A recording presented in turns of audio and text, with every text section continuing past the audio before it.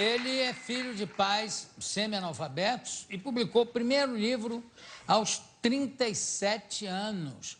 Luiz Rufato, venha para cá.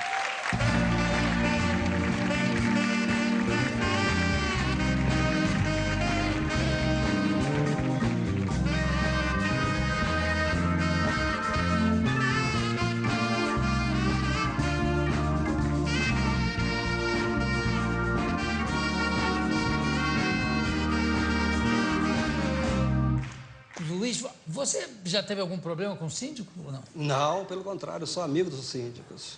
Já foi síndico? Não, nem quero. Nem quero. Já faço muitas coisas na minha vida para ainda ser síndico. Não dá. Já fiz. Mas gemer, você geme. Claro. Não, eu acho fantástico, porque isso é um sinal de amor. O amor é uma coisa boa, não devia ser proibido. É verdade. Mas às vezes você tem que controlar o gemido da sua parceira, às vezes, né? Quando ela grita muito, você não fala baixo, grita baixo. Você me trouxe aqui Espumas Flutuantes, poesias de Castro Alves, tá? Me fala um pouco dos livros que estão aqui. Então, isso aí é um projeto de entrada da editora Babel no Brasil, uma editora portuguesa, e ela achou simpático que ela entrasse no Brasil fazendo uma clonagem de um livro, e no caso escolheu-se o Espumas Flutuantes, do Castro Alves, para se apresentar ao mercado brasileiro.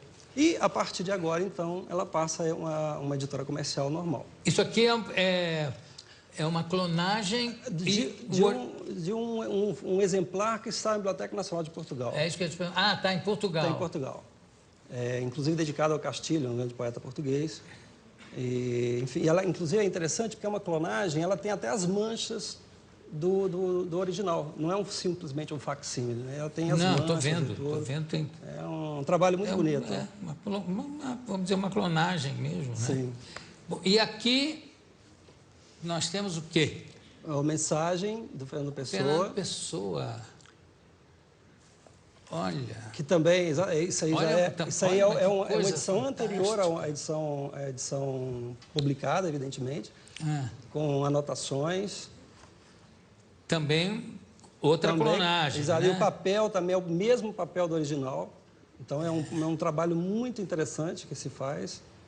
E aqui, qual é o heterônimo aqui? Não, aí é Fernando Pessoa mesmo. Aí aqui é o único livro que ele publicou. E aliás, ele publicou em vida só um livro, Isso, né? Exatamente esse. Que foi exatamente esse aqui. Que ele ganhou um concurso, quer dizer, na verdade, ele ficou em segundo lugar no concurso e ele foi publicado na época. Impressionante que é um poeta tão extraordinário que ele chegou a ganhar vários concursos de soneto em língua inglesa. Chegou a ser considerado o segundo maior sonetista em língua inglesa, sendo que o primeiro, claro, era o Shakespeare. Sim, ele era shakespeariano, na verdade, né? Os poemas dele, os sonetos dele eram, na verdade, não imitação, mas era bem baseado em Shakespeare. Estilo, exato. Ele também tinha um inglês perfeito, né? Sim. O índice das coisas mais notáveis. Isso já não é o facsímile, quer dizer, não é nenhuma clonagem. Isso aí já é uma edição que se fez a partir, ou imitando, uma edição original, do século XVI, com esse índice que foi... O Adentor Vieira deixou apenas as anotações dos verbetes, e na obra do Antônio Vieira então, buscaram-se alguns trechos que poderiam contemplar cada desses verbetes. Atenção, ver sem atenção não é ver. Exatamente. E ficou lindo isso. Linda, é uma edição lindíssima. E é uma edição, essa que você trouxe, é uma edição de quantos volumes? Não, essa é só esse volume. É só esse? É só esse volume. É só esse volume. Fantástico. Alex, você tira aqui, por favor, com todo cuidado. Pois não, senhor João. Tá? Tudo bem. Cuidado para não deixar cair como você fez com a minha cadeira. Desculpe, senhor. Licença. Tá? E aqui também. Por que é que você já tem quantos livros publicados, você? Meus 10 livros. E começou aos 37 anos. 37 anos. Comecei velhíssimo, né, no mercado brasileiro, isso aí já é um sênior, né? Mas não é incomum. Não, não é incomum, mas mais que agora, mais ainda, as pessoas começam a publicar com 23, 24 anos, né? Então, publicar o primeiro livro com 37 já era um pouco, já estava muito caminho andado. Mas você já trabalhava em jornal? Já... Sim, na verdade, nessa época... Você hoje trabalha em jornal? Não, eu há 8 anos vivo só de literatura, só de literatura. E eu trabalhava nessa época no Jornal da Tarde. Eu era secretário de redação do Jornal da Tarde aqui em São Paulo. E eu publiquei esse primeiro livro, Histórias de Remorsos e Rancores. Um livro que não deu muito, não se falou muito dele. No segundo livro, publiquei em 2000, Os Sobreviventes, esse livro ganhou um prêmio Casa das Américas. Aí, sim, a editora falou, bom, então agora você vai escrever um romance, porque eram 2 livros de contos. E ela falou, você tem um romance? Eu falei, tem, mas não tinha.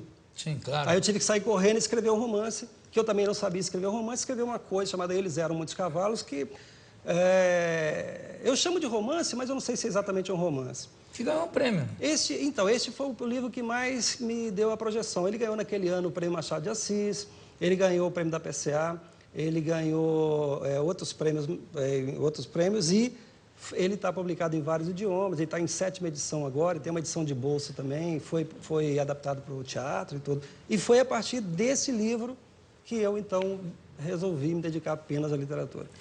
Você tem os livros aí, por acaso? Alex, traz aqui para mim. E o romance, quer dizer, o que você disse, que eles eram muitos cavalos, o título é sensacional, né? Eles eram muitos cavalos. Qual é a referência aos cavalos aqui no livro?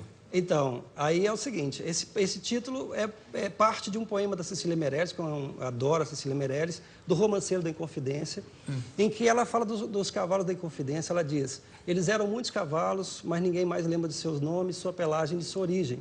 E quando eu pensei em escrever um romance sobre São Paulo, eu pensei exatamente isso. Quer dizer, nós somos um monte de cavalos, uma cidade anônima, e que ninguém vai lembrar dos nomes, da pelagem nem da origem. Então, eu escrevi, na verdade, uma série de pequenas histórias e misturado com umas colagens de outras linguagens e tudo, e chamei isso de romance. Na época, todo mundo aceitou que fosse romance e tal. Não sei se é um romance. O próprio autor não sabe se é. Não sei se é um romance. Você, suas atividades na infância eram muito diversificadas? Muito. Se você quer chamar de diversificada, sim. Eu comecei, na verdade, com 6 anos ajudando meu pai. O seu pai fazia o quê? Meu pai era o 2º melhor pipoqueiro da minha cidade. Era o 2º melhor, porque ele era o pipoqueiro da Praça Santa Rita, da Praça da Igreja. E o melhor era da Praça do Cinema. E todo mundo saía da igreja correndo e ia para outra praça. Então a gente vendia pouco. O outro era melhor. Mas por que faziam? Por que não compravam pipoca logo na saída da igreja? E a pressa. Eles queriam mais para diversão. A igreja era aquela coisa de você pagar, né? Você tem que rezar e tal. E lá na Praça do Cinema era o momento que você circulava, via as meninas. Então, era lá que se vendia pipoca. A gente vendia pouco. Ele era o 2º? Ele era o 2º mais importante. Quantos pipoqueiros tinham? Nessas duas, eram 2. Era ele e o outro. Não deixa de ser uma colocação. Sim, o 2º melhor. E você ajudava a vender pipoca? Desde os 6 anos. Depois? Então, aí foi por conta de a minha família era muito pobre, minha mãe era analfabeta, meu pai era semi-analfabeto. E aí eu tinha que ajudar em casa. Então eu trabalhei como caixeiro de botequim. Um botequim onde vendia ovo cozido, cachaça e cigarro picado. Eram as 3 coisas que vendia no botequim. Só isso? Só isso, não tinha mais nada. Se chegasse lá querendo qualquer outra coisa, não tinha, era só isso. Depois eu trabalhei como balconista de armarinho. Cigarro picado, vamos explicar, é aquele cigarro que não vende o maço. Exatamente. Vende por unidade. Por unidade. Você imagina o que é vender cigarro por unidade, né? E se você quisesse o maço também, a gente não vendia. Era um por um. Era só por um. Eu devo dizer que o Guilherme Winter está ali cantando a síndica de uma maneira escandalosa. A gente aqui conversando e ele trocando experiência. Você quer a síndica? É isso? Trocando experiência de síndica. Tô contando tudo como começou. Agora, o que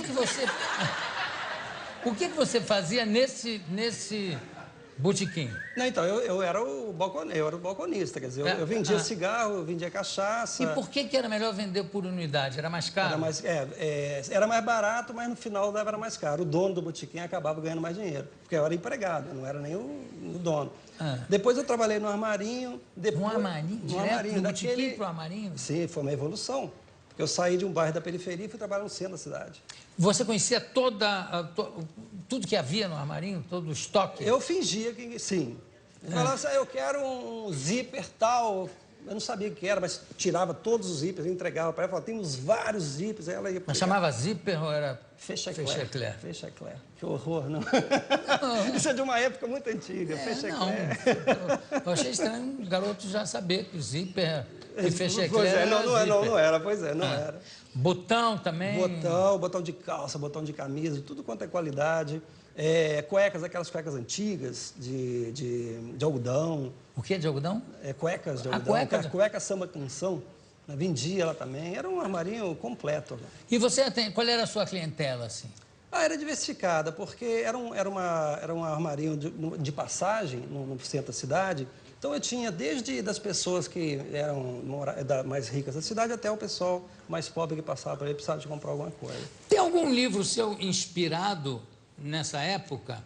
Olha, na verdade, eu fui escrever... Depois que eu escrevi Eles Eram Muitos Cavalos, eu comecei a escrever uma série de 5 volumes chamado Inferno Provisório. E esses 5 volumes são um pouco a história da formação da classe operária no Brasil e, evidentemente, então, nós vamos falar um pouco sobre essa questão também, das minhas experiências pessoais e tudo. E aqui, Fernando Pessoa, Quando Fui Outro? Então, esse livro aí em 2006, Fernando Pessoa caiu em domínio público e me foi encomendado um livro, aí eu fiz esse livro. É uma das antologias que mais vende no Brasil, do Fernando Pessoa, e está publicado em Portugal também. Que ótimo isso, fantástico. E como é que é a história? Você custou a ter o primeiro sapato? Eu demorei muito até o meu primeiro sapato. E o meu primeiro sapato foi uma situação incrível, porque eu fiquei tão feliz com o meu primeiro sapato que eu andava com ele para todo lado. Todo lado. E eu fui viajar para a casa dos meus tios, na roça, lá em Rodeiro. E aí eu fui com o meu sapato. Quando cheguei, saí era uma estrada de terra, eu tirei o sapato, fui levando ele na mão. Mas quando eu cheguei bem próximo, claro, quando eu cheguei bem próximo da casa, eu coloquei de novo. E aí, quando eu estava chegando na casa dele, me deu uma dor de barriga danada. Me deu uma dor de barriga, então eu nem entrei na casa dele, dos meus tios. Eu saí correndo e era um caso de roça, não tinha um banheiro, tinha uma casinha. Sim. Que era o quê? Para quem não sabe, né? É um buraco no chão com 4 paredes. Muito bem. Eu entrei e aí eu falei, vou tirar meu sapato para ir não sujar, né? E eu fui tirar o sapato, quando eu tirei o sapato, ele, pumba, caiu dentro. E eu nem quero saber o que significa isso. Não, é uma coisa traumática. E aí você pescou o sapato? Pescamos, mas era impossível de usar. Pescamos quem? Eu e meu tio. Mas era impossível. E ele foi muito bacana, ele pegou um bambu enorme, ficou lá tentando tirar e tal, até que finalmente ele tirou, mas não tinha mais como usar. Por quê? Nem lavando?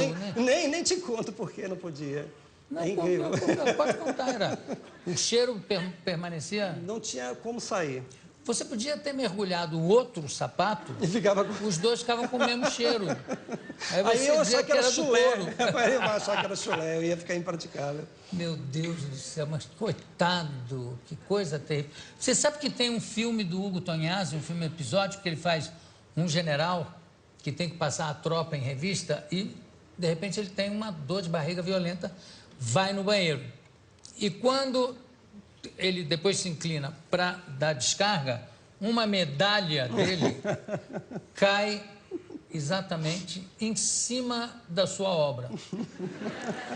E ele fica tentando pegar aquela medalha de todo jeito e não consegue. De repente, à medida que ele vai mexendo, ele vai ficando... Ele termina todo, em vez de emedalhado, ele termina todo emerdalhado, dos pés à cabeça. Aí ele se mata, dá um tiro na cabeça. Eu não fiz isso, né? Não, você vê o que é o negócio da vergonha. Sim. E em relação à medalha, aquela medalha era o símbolo de tudo para ele, né? É verdade. Bom, eu conversei aqui com o Luiz Rufato. Luiz, qual é a editora portuguesa? Babel. Babel. Você já tem livros publicados pela Babel? Não, ela começou agora. Então, boa estreia na Babel. Daqui a pouco a gente volta.